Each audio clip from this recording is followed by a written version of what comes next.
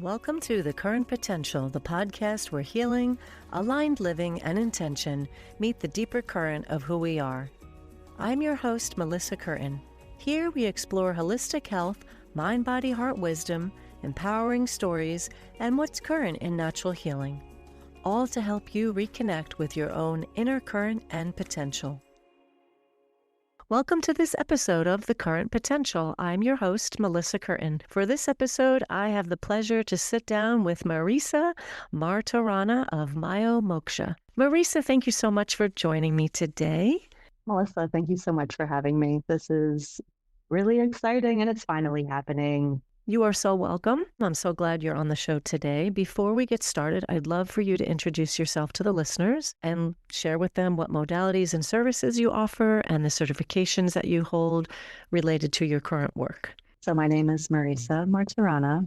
I am a licensed massage therapist specializing in John F. Barnes's myofascial release approach. I am also a certified Pilates instructor. I work with freeborn neck protocol, which falls into play with, or goes hand in hand, I should say, with myofascial release and getting the body into alignment. Excellent. That's what we love. Is there anything else you want to add about your professional background? Were you always in the healing arts? No, I was not always in the healing arts, but I was in the caring arts. I grew up gardening, which led to a love for nature and connection to it, which led to a bachelorette of science and environmental sustainability, which led to one of the most fulfilling jobs I have ever had as a zookeeper. And I do find that relates to fascia in the sense of I really had to get in the mind of these animals and thinking about ways to enrich a wild animal's life in captivity was the best part of the job.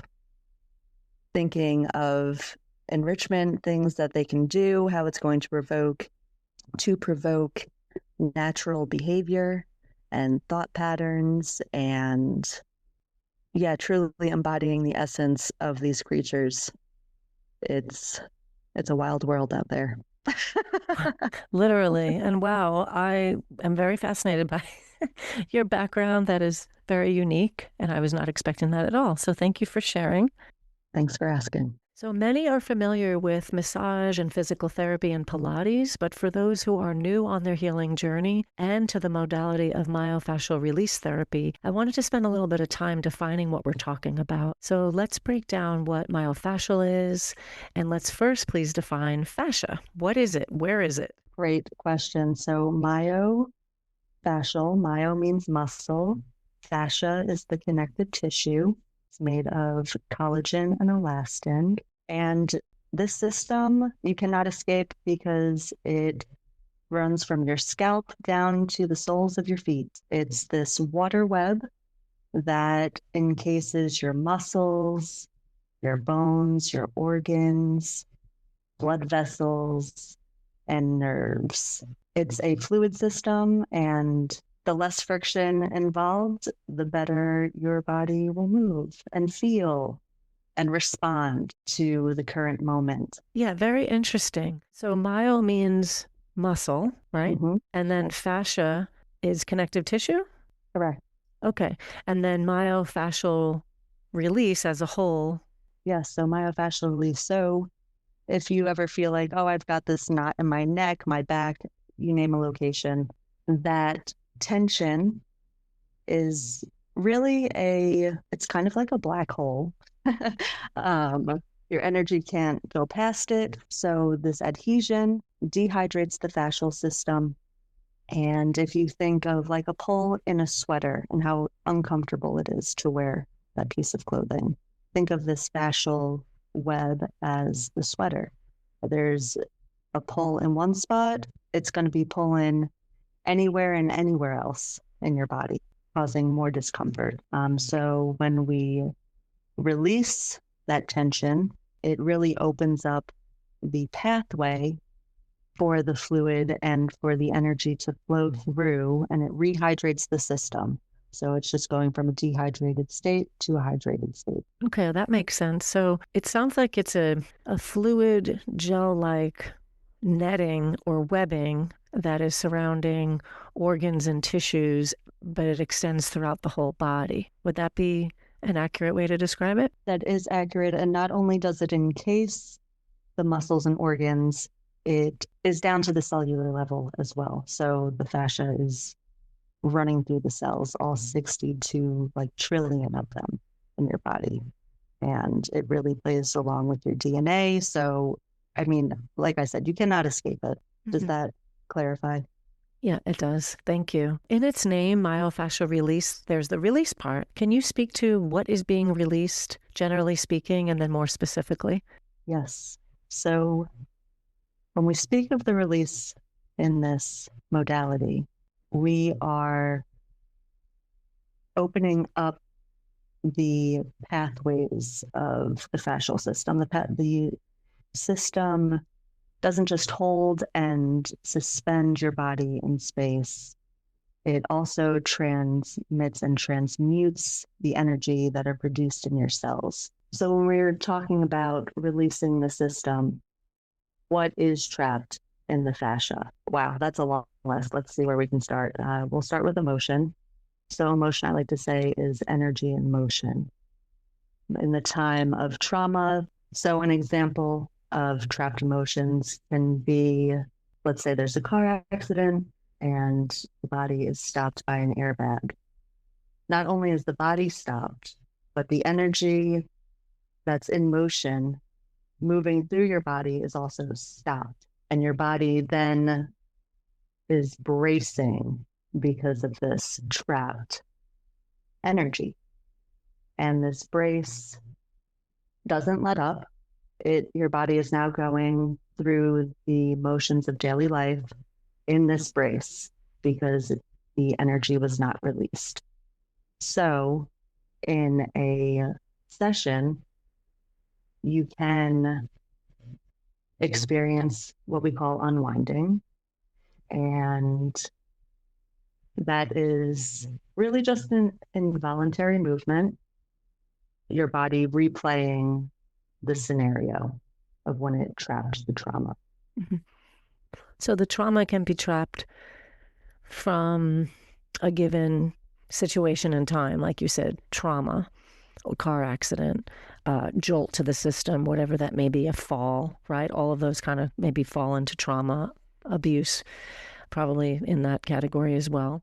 Inflammatory response or surgery, going through a surgery, that's a traumatic incident.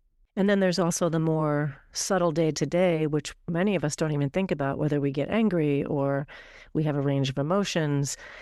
That has to go somewhere if it's not released or let out. And where does it get stored? In the organs, right? In the tissues, in the cells. So then from a myofascial perspective, from what I'm hearing, is all of that gets trapped as well in those different areas of the body or energy centers, right? Exactly. And would the same apply for beliefs and belief systems getting trapped also, not being able to let go if someone wasn't able to voice how they really felt, similar to someone who might have thyroid issues or continuous strep throat or laryngitis for fear of not speaking their truth, right? Absolutely. So in a session, what does myofascial release include? And the context here is, how is it different from traditional massage therapy? Let's start with the differences. The differences would be that myofascial release is less invasive and less forceful. I know a lot of people go into a deep tissue or into a regular massage session and they just want that deep tissue. I like to say it's not about how deep you go, it's about how you go deep. The modality is more of like a melting method. So I will make contact with the body and give it some time just to see what the tissues feel like. And then I really start to sink down. And I sink down to this barrier where I can't sink anymore. And that is your boundary, barrier, boundary. And I don't push past that until I feel a release through the technique that I'm doing. So it really is intuitive. It really is just listening to the client. True healing happens when the body feels safe. Yes. Absolutely, it does. And deep tissue may feel great, but there's been times where I walk out of a deep tissue session and I might feel worse. So a similarity could be what we call a healing crisis. Sometimes things have to get worse before they get better. That can last less than a day. It could last a couple days. It could last a little bit longer than that. It really just depends on if you're listening to your body. So pain is a signal, and that signal is saying, in this case, in myofascial release, while we released a lot, we're now moving in a different way. Our body is aligned differently. And so we need to move differently. And so we need to focus then on what our body is trying to say. Oh, do I need to lift my left shoulder, for example, and put that in a different position? So yes, back to alignment. So the body can also naturally heal itself, get it to as close as homeostasis as possible. Homeostasis is just this state that the body is trying to maintain, but it's not always or truly ever there. Everything's fluctuating. It's like getting your car aligned. Let's say you have an old car, you get it aligned, and then something else pops up that you need to get fixed. It's the same exact thing. Right. Now, going back to the intuitive aspect, so when you're working on someone or with someone in this experience, it sounds like their body is signaling to you when you're doing the next technique or, whatever it is that you're doing next. Does that sound right? Like you're releasing something and the body is showing you what the next phase of that healing process on that table is. That is incredibly accurate. Yes, your body gives off these vasomotor responses, and that can look like redness somewhere else on the body that I'm not even touching. That can look like, it could look like an unwinding and maybe a little, like a gentle arm movement or leg movement. And that's another difference in myofascial release is the movement aspect. We want clients to feel comfortable on the table to express movement, vocal, whatever comes up naturally and spontaneously, we permiss and allow. So what does this work aim to do or resolve to help someone in their healing journey? This work aims to put the body into its correct anatomical position. There is a certain place for everything in our body, and the body cannot function properly if it's in the wrong place. Well, if it's this interconnected web going throughout your body, this may apply to other modalities also, but if there's an issue in the left foot top, where the fascia is really tight for whatever reason, that's going to affect the right shoulder, right? We're not these isolated parts. I've said in other conversations and interviews before, we are a holistic being, a holistic energetic light being. So one area affects another area. It's probably similar when they're looking at reflexology for the feet, the map of the feet or the different parts of the body or the organs in the Chinese medicine. There is a corresponding body part or part of the body for that or emotion connected to that. It's all related. It sure is. Yes. I'm not your knee guy. I can help you with your knee. I am your whole body therapist. But you see, as a practitioner, as this myofascial release therapist, you're seeing how it's connected. You're moving one part of the body and maybe another part of the body loosens from being completely wound. Do you see that in your practice? I do, regularly. So if someone has tight or knotted fascia, what kinds of issues are they experiencing? Back pain, chronic pain, headaches, migraine, neck pain, disc problems, fibromyalgia, scoliosis.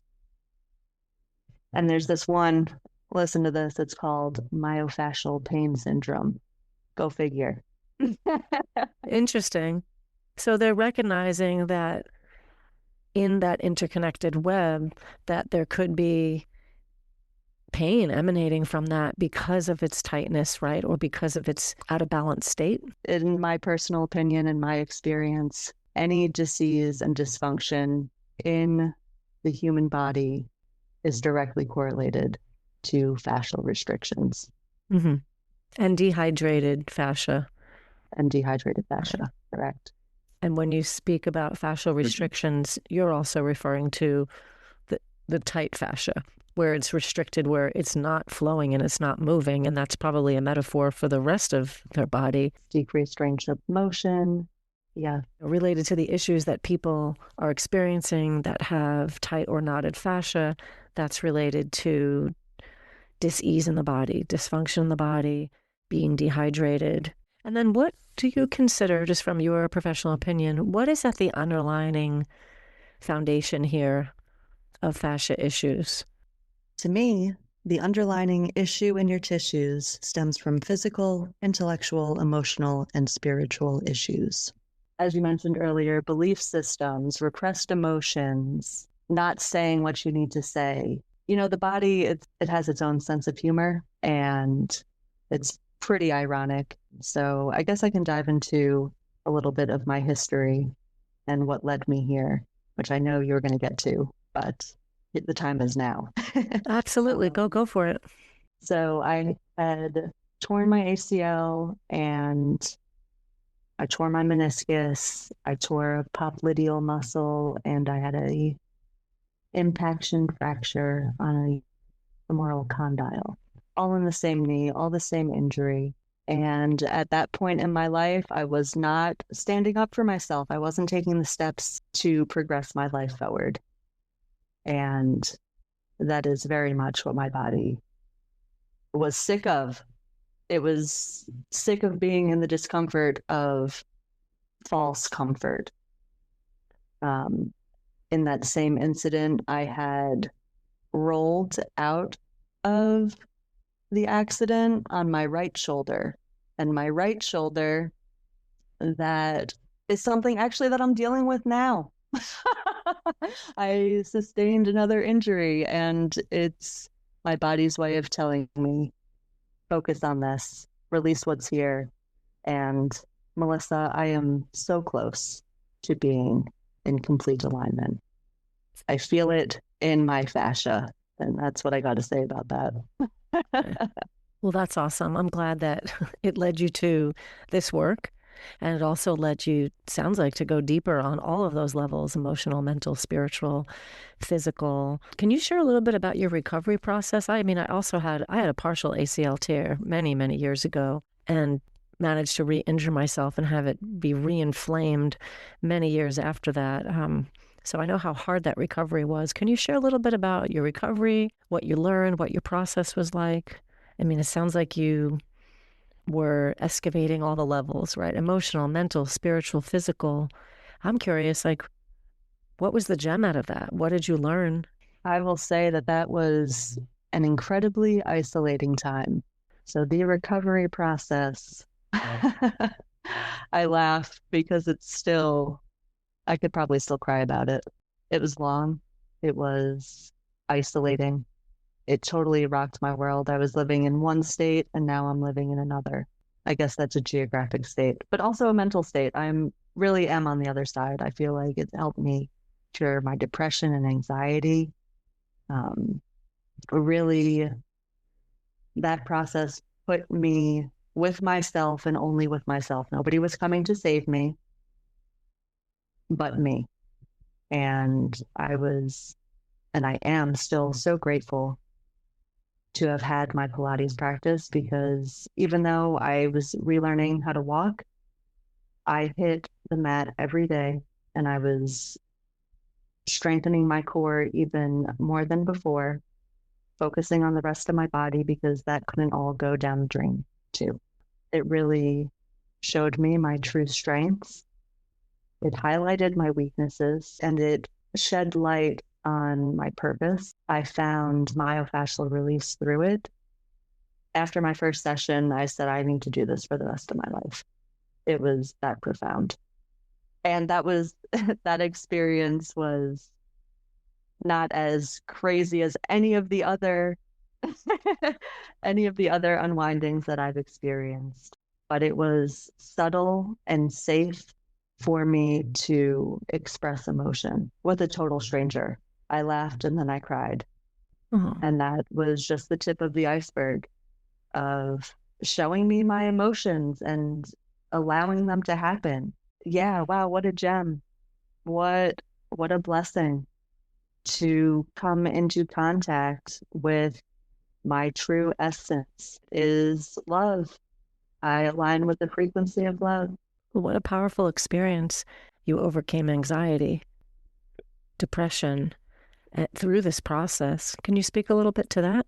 I can say that I've worked with a handful of therapies, from just regular talk therapy, hypnotherapy, massage, physical therapy, but myofascial release, it really just, it does uncover, and it truly shows what is in the way.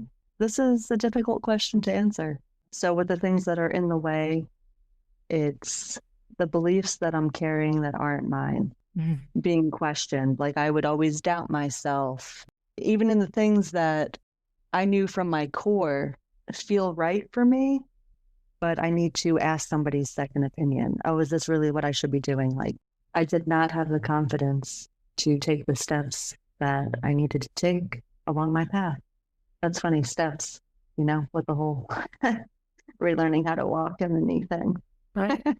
Yeah, the body has an amazing way of communicating through itself. The messages, though, they're so subtle until they're not.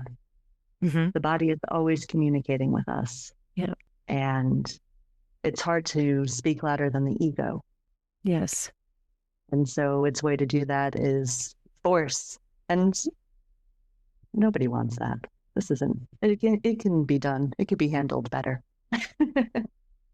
That's why it's important to pay attention to the body signs. And when you have an issue, looking at the whole picture there, whether that's the gallbladder or the knee or the messages. I mean, there's a whole book written by a doctor called Messages from the Body, but it's really powerful. And he goes through every part of the body from the tip of the left top finger to, the back of the legs or the right pinky toe, and breaks down what the potential meaning could be. And of course, for anyone listening, similar, and I've said this in a previous episode, but similar to dream interpretation, you can look at that and say, okay, this is a framework that somebody came up with, but what is my own meaning from this? Does this resonate with me? There are some universal ones, and then when they get into the specific nuances, just ask yourself if this feels relevant. Does this resonate with me?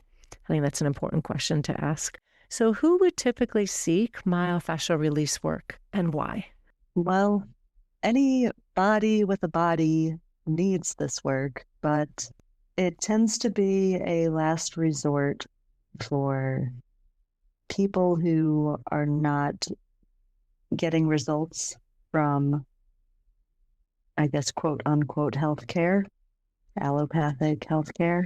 You keep going to see the doctor, they give you an MRI, the MRI looks fine, but you're having this chronic pain, so they give you some drugs. This modality is drug-free, and people have a lot of success. There's just a lot of success stories with myofascial release and people who have these inexplainable diseases. So clients are coming to you and they're frustrated. They're not getting answers elsewhere, or they tried some other modalities and they still feel stuck. And this might help answer some of the unknown that they've been seeking. Yes. And let me tell you, the unknown it's deep. There's so much that we don't know, that our bodies do know.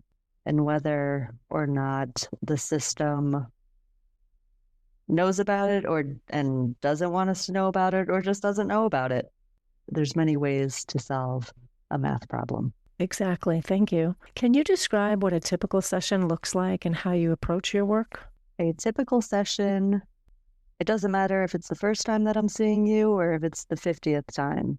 Each session begins with a visual assessment because in between sessions, the body does change. And we discuss, the chief complaint. I start with that and I compare it to what it is that I'm seeing in your body and your holding patterns and your posture. Typically, I do like to start with some back work. When we relax the back, I feel we can relax. Most of the body will relax with that. A lot of the problems stem from the pelvic region. So definitely do some pelvic work and just see where it goes. Just see where it goes from there. As I mentioned earlier, the body tells me what to do or what not to do. There's a lot of communication going on. So another difference between massage and MFR is there's no lotion that hinders the ability to melt deep into the fascia. And it takes time to melt. So I typically like to I can spend 15 minutes easily in one modality where we're just sitting in one spot and sinking and sinking and sinking. I do feel the release happen.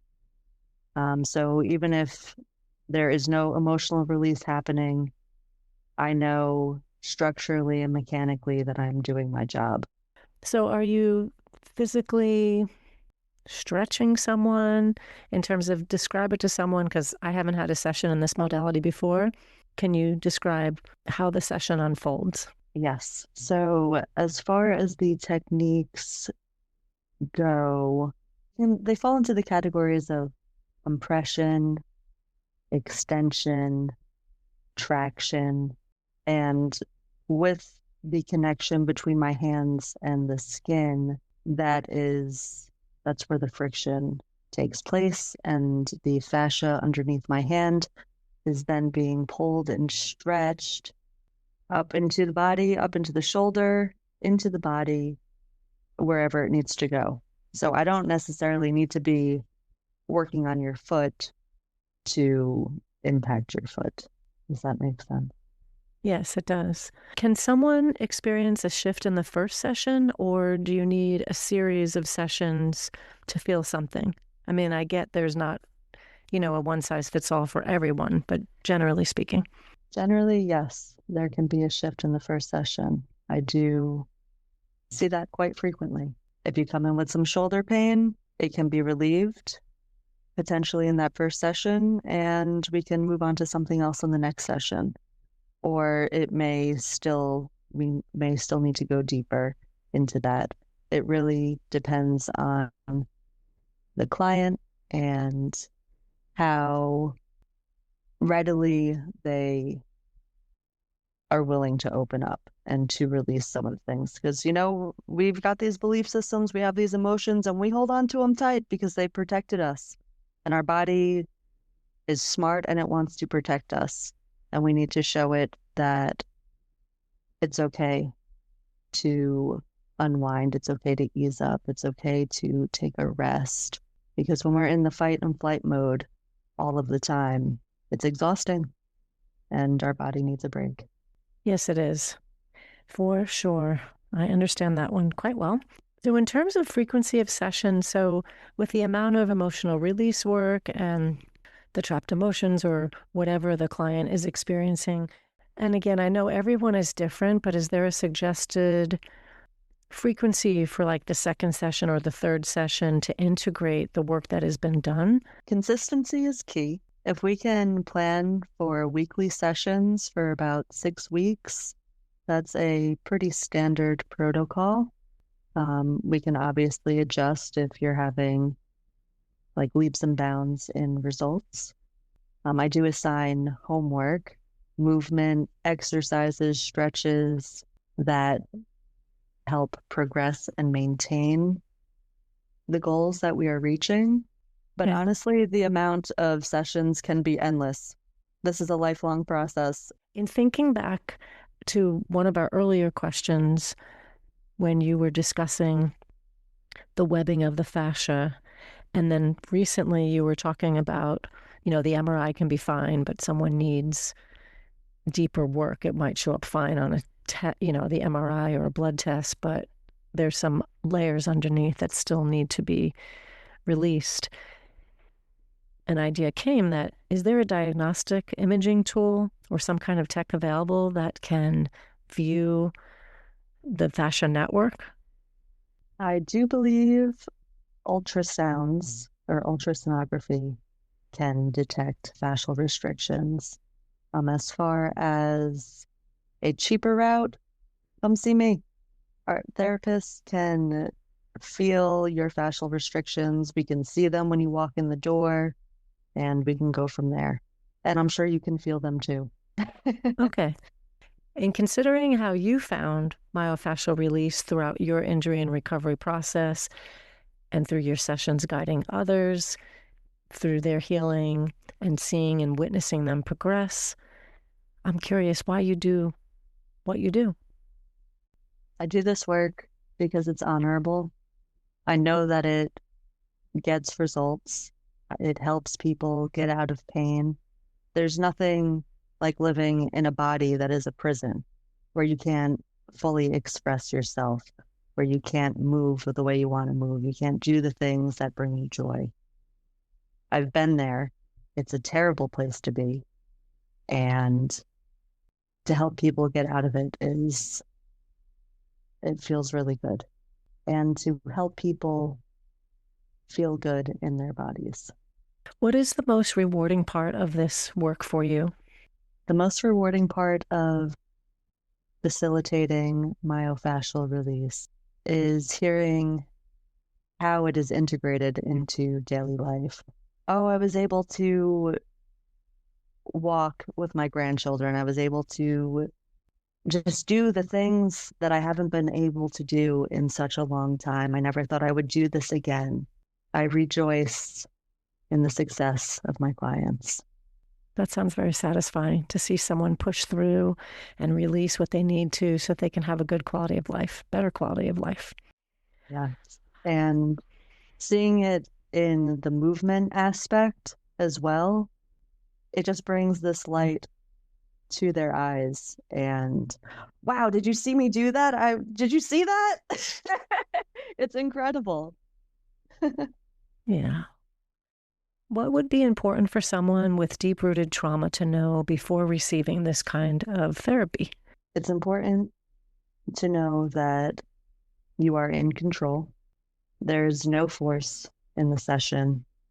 You tell me to stop and we stop. Flashbacks can occur, but know you're in a safe place to relive the experience.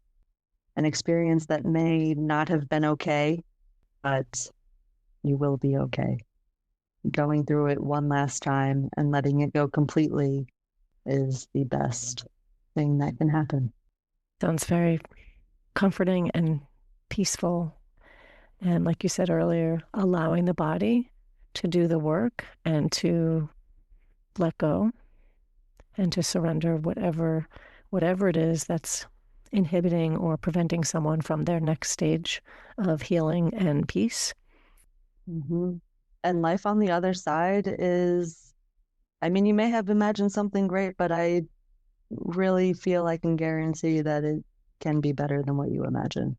That's beautiful. What do you feel is the most important aspect of myofascial release work? Fantastic question. The most important part of this work for the client on the table is to turn off the logical thinking left brain and do your very best to tune in to the right side, which is the creative side, the feeling side, the flowy side. That is where you will find the answers the answers the body is telling you. It is all here. We just need to tune in. Amazing. Thank you. What other modalities do you suggest to someone to explore, to unearth and heal that's complementary to the myofascial release work? For me, I think EMDR comes to mind if they're able to have sessions like before the myofascial work. I'm just wondering if there's anything else that works really well in conjunction with what you're offering. I feel that working with any type of therapy, if you feel like talking out with somebody what you had experienced on the table, if there's no limit to the help that you can get.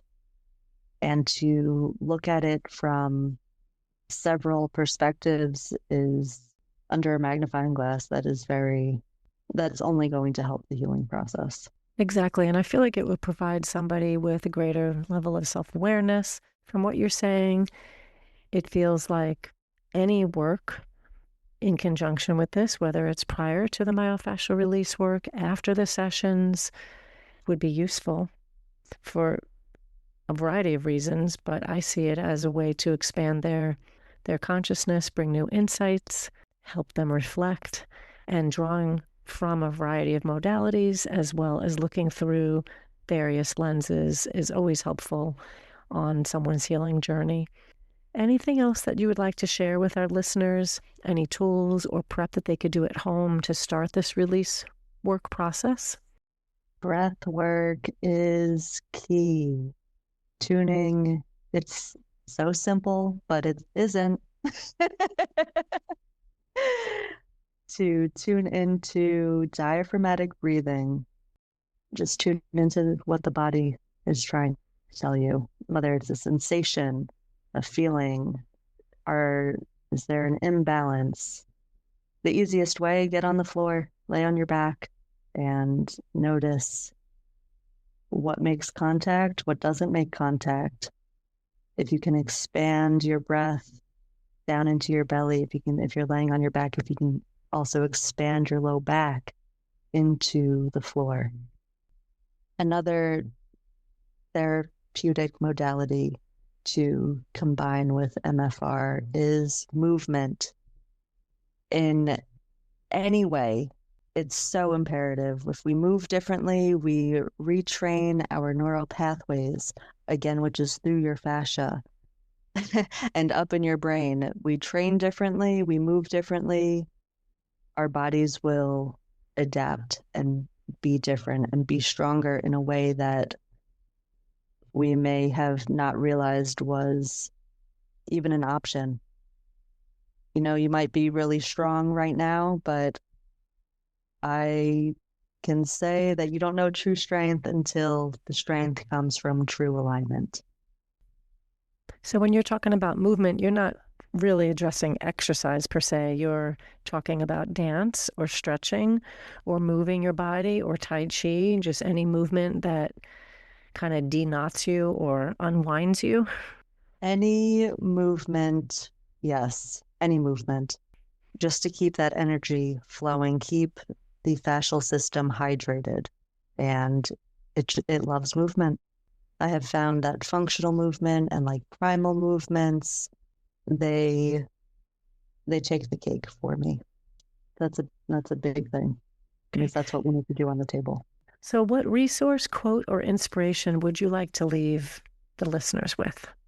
And the day came when the risk it took to remain tight in a bud was more painful than the risk it took to blossom.